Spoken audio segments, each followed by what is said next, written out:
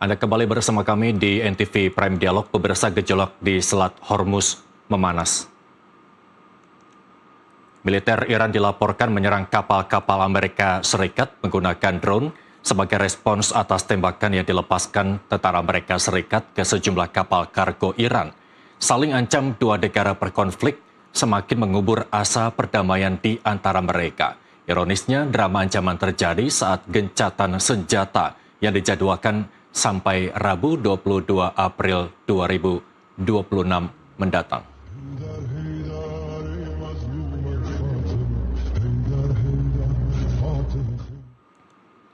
Pintu dialog yang semula terbuka di Islamabad, Pakistan kini tertutup rapat. Teheran baru saja mengumumkan mereka tak akan mengirim delegasi untuk putaran kedua perundingan damai. Iran sebut tuntutan Amerika Serikat tidak realistis, sering saling serang terjadi sehingga kini pertanyaannya bukan lagi kapan damai tercapai, melainkan apakah perang besar akan meletus pada Rabu mendatang, batas akhir gencatan senjata. Kita bahas bersama para narasumber sore ini yang sudah tersambung melalui saluran Zoom.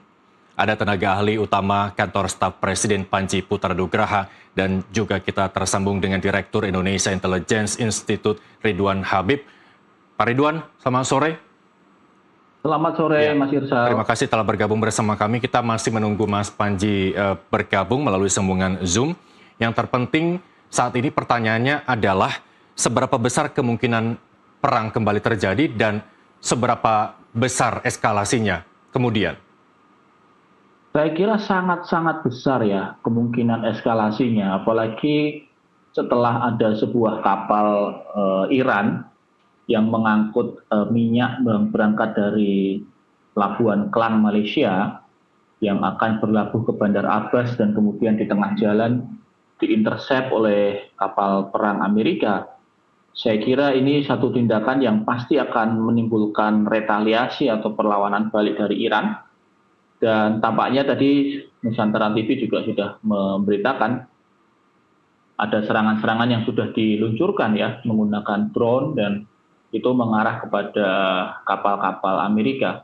Selain drone, memang Iran ini juga mempunyai armada kapal kecil atau kapal cepat dengan kecepatan sekitar 80 knot atau 130 km per jam. Dan mereka ini siap untuk menabrakkan kapalnya untuk kemudian mati syahid. Nah ini satu kira yang nanti akan, menurut saya ini akan sangat eskalatif, Mas Irsal. Oke, baik. Itu artinya buat apa perundingan tahap 2 terjadi kalau memang Amerika Serikat tidak menunjukkan tanda-tanda ingin damai?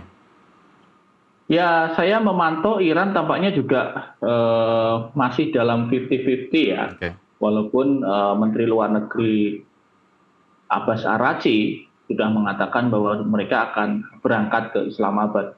Tapi tampaknya melihat situasinya ketika Selat Hormuz memanas, kami belum meyakini Iran mau masuk di meja perundingan tahap 2, Mas Irsal.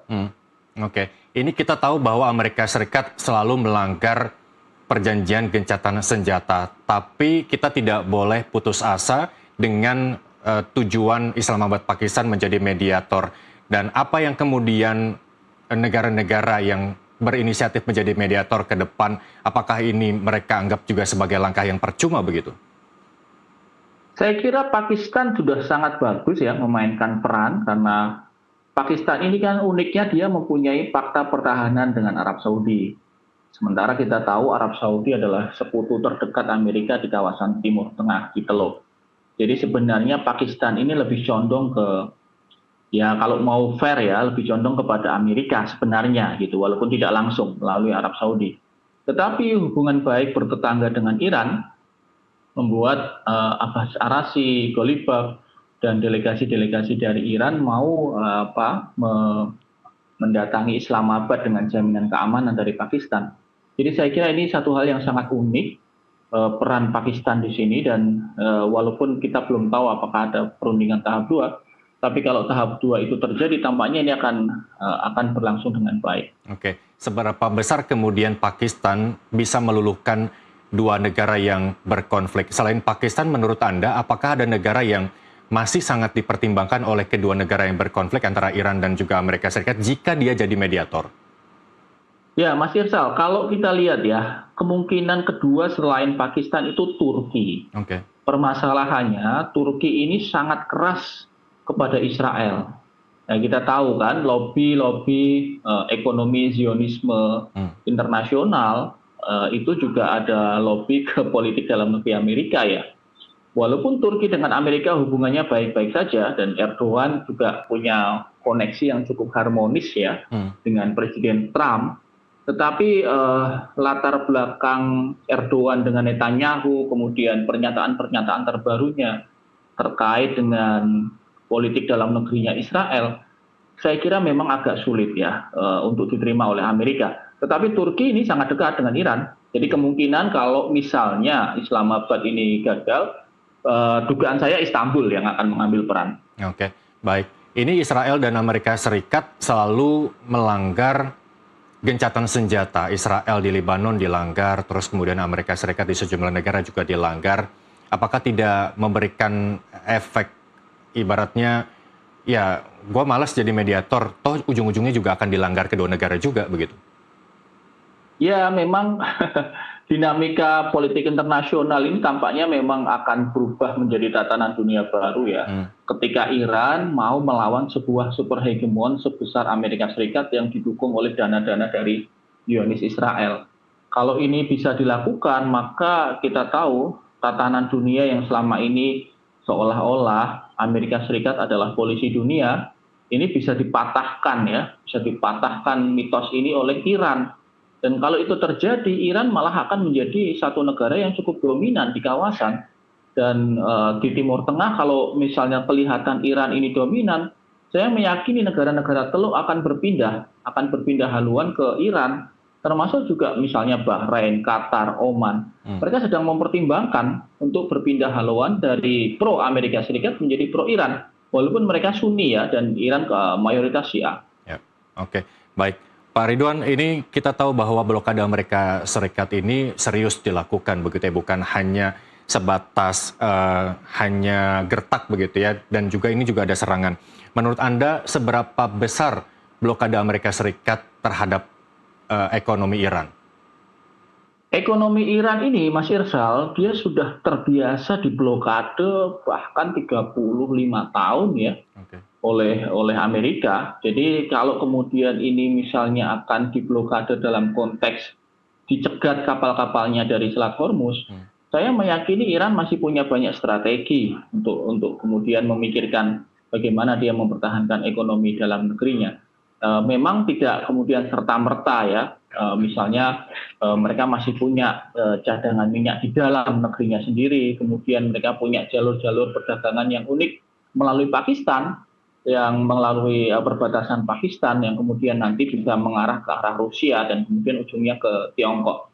Jadi saya kira selat ini diblokir oleh Amerika tidak akan terlalu membuat Iran putus asa. Justru yang akan kemudian mungkin marah adalah negara-negara Eropa dan negara-negara Tiongkok, Rusia dan negara lain, negara besar yang kemudian mereka mengutuk rame-rame tindakan Amerika Serikat ini.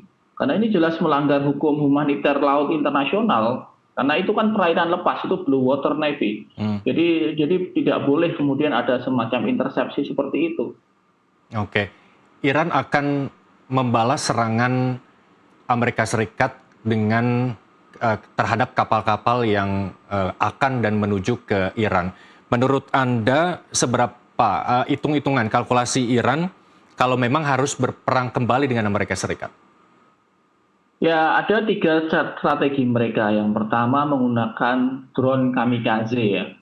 Jadi drone-nya ini akan diluncurkan, kemudian drone-nya akan hancur di kapal-kapal yang sasarannya ditentukan oleh Iran. Ini yang pertama. Yang kedua, mereka menggunakan yang disebut dengan barikade atau barisan rudal pesisir. Jadi mereka di pinggir-pinggir Selat Hormuz itu ada semacam gua-gua dan kemudian itu disiapkan rudal-rudal yang horizontal. Jadi ini kecepatannya sangat cepat dan jumlahnya sekitar 1.000 lebih. Itu rudal pesisir ini akan menargetkan kapal-kapal yang mencoba masuk ke Selat Hormuz. Kemudian yang ketiga, yang ini sangat-sangat berbahaya, yang disebut dengan strategi kapal syahid ya. Jadi ada kapal-kapal Zulfikar yang tadi yang saya sebut panjangnya sekitar 14-16 meter dengan awak kapal 4 orang, tetapi jumlahnya banyak sekali nih, 50 sampai 100. Dan mereka bisa melakukan yang disebut dengan strategi nyamuk atau swarming. Swarming itu adalah mengitari kapal induk atau kapal destroyer Amerika dan kemudian membuat rudal Aegis, pertahanan kapal perang Amerika itu mengalami kelelahan atau saturasi. Begitu rudal ini sudah tidak presisi, maka salah satu dari kapal itu akan masuk dan menabrakkan diri. Tentu saja awak kapalnya tentu saja meninggal, wafat ya. Tapi memang itulah yang disebut dengan strategi syahid. Mereka memang menginfakkan nyawanya untuk kemudian melakukan perjuangan melawan Amerika. Jadi tiga ini yang saya kira masih dimiliki oleh Iran menghadapi agresi laut Amerika Serikat. Mas Baik, Pak Rin.